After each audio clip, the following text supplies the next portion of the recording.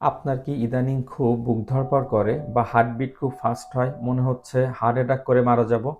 শ্বাসকষ্ট অর্থাৎ শ্বাস নিতে কষ্ট হয় কিংবা শ্বাস বন্ধ হয়ে আসার অনুভূতি হয়, বুকে ব্যথা অনুভব করেন বা বুকে অস্বস্তি লাগে, হঠাৎ করে অনেক ঘাম হয় বা হঠাৎ খুব ঠান্ডা অনুভব করেন, মাথা ঘোরে, চোখে ঝাপসা দেখেন অথবা শরীরটা খুব দুর্বল লাগে, হাত পা কাঁপে, পেটে অস্বস্তি হয় বা বমি বমি অনুভব করেন, মৃত্যু কাজ করে, মনে হচ্ছে এই মনে হয় মারা যাচ্ছি, বা নিজের নিয়ন্ত্রণ হারাবার ভয় হয়, সারাক্ষণ মনে একটা ভয়, একটা আতঙ্ক কাজ করে, মনে হয় এই বুঝি আমার আবার একই ধরনের অনুভূতি হবে, আবার একই ধরনের সমস্যার মধ্যে আমি পড়তে যাচ্ছি। যে সকল জায়গায় গেলে এই অ্যাটাক হওয়ার সম্ভাবনা আছে বলে আপনি মনে করেন, সেই সমস্ত জায়গাগুলো অ্যাভয়েড করেন। প্রতিদিনের স্বাভাবিক কাজগুলো করতে অসুবিধা হয় এবং প্রায় ক্ষেত্রে আপনি সেগুলো করতে পারেন না। কেউ অসুস্থ কিংবা মারা গেছে এই তথ্য শুনলে আপনি নিজেই অসুস্থ হয়ে পড়েন। এমনকি মাইকে কারো মৃত্যু সংবাদ শুনলে কিংবা অ্যাম্বুলেন্সের কোনো শব্দ শুনলেও আপনার ভিতরে অস্বস্তি, খারাপ লাগা তৈরি হয়। আপনি কি জানেন এটি একটি মানসিক রোগ? এটির নাম হলো প্যানিক ডিসঅর্ডার।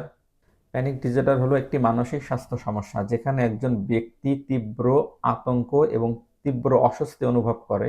এটি সাধারণত অপ্রত্যাশিতভাবে আসে, যা কয়েক মিনিট থেকে কয়েক ঘন্টা পর্যন্ত স্থায়ী হতে পারে।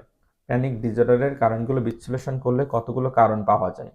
একটি হচ্ছে জেনেটিক ফ্যাক্টর, একটি হচ্ছে জীবন ঘনিষ্ঠ বড় ধরনের কোনো পরিবর্তন কিংবা ক্ষতি, ব্রেনের কেমিক্যালগুলোর মধ্যে ভারসাম্যহীনতা, অতিরিক্ত মানসিক চাপ বা ট্রমা।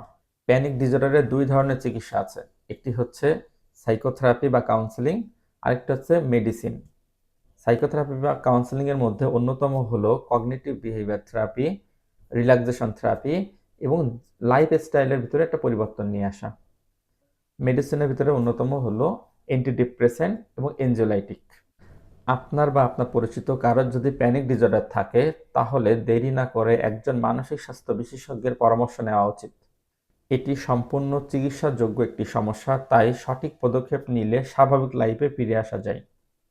আজ এ পর্যন্তই। পরবর্তীতে অন্য কোনো দিন আবার অন্য কোনো সমস্যা নিয়ে আপনাদের সামনে হাজির হব। সেই পর্যন্ত সবাই ভালো থাকবেন, সুস্থ থাকবেন। আল্লাহ হাফেজ।